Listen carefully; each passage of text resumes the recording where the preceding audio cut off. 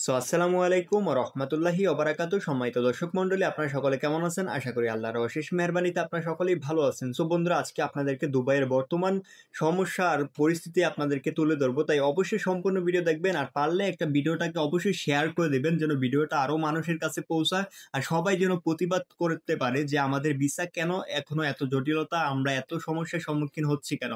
বাংলাদেশ থেকে যারা কিনা বর্তমানে ভিসার জন্য অ্যাপ্লাই করছে তারা কিন্তু জানে না যে তাদের ভিসা কবে বের হবে। অনেকে কিন্তু টাকাও দিয়ে রাখছে এজেন্সিতে, তাদের দিকেও কিন্তু অনেক খারাপ একটা পরিস্থিতি হচ্ছে। তারা কিন্তু জানেও না যে তারা টাকাটা কি আদৌ ফিরে পাবে নাকি তাদের ভিসাটা আদৌ আসবে।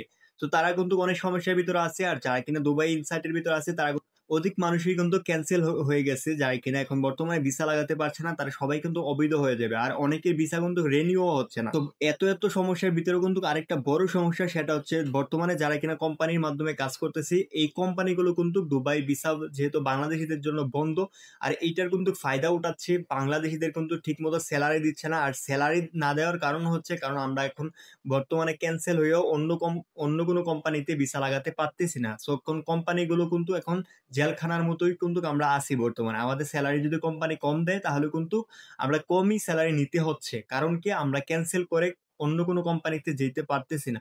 এই সমস্যার সমাধানগুলো না হওয়া পর্যন্ত কিন্তু আমরা মহা বিপদের মধ্যে আছি। তো বাংলাদেশের সরকারকে বলবো যে অতি দ্রুত আমাদের একটা ব্যবস্থা, একটা সহনশীল একটা ভাব দেখানো উচিত, কারণ আমরা একদম অসহায় হয়ে গেছি। আমরা বাংলাদেশকে রেমিটেন্স দিয়ে বাংলাদেশের অর্থনৈতিক দিকটা আমরা সচল রাখতেছি, তারপরও আমাদের দেশ থেকে আমাদের দিকটা দেখা হচ্ছে না। আমরা অনেক কষ্টের মধ্যে আছি। আমরা সবাই বলতে চাই যে আমাদের ভিসা সংক্রান্ত সকল যেই সমস্যাগুলো এগুলো যেন বর্তমান সরকার যেন দুবাই সরকারের সাথে আলোচনা করে যেন আমাদের একটা মীমাংসার দিকে এগিয়ে যায়। আমরা সবাইকে জোরদার আবেদন করতেছি, আমাদের প্রতি সহনশীল হন। আমরা অনেক অসহায় হয়ে গেছি বর্তমান সময়ে।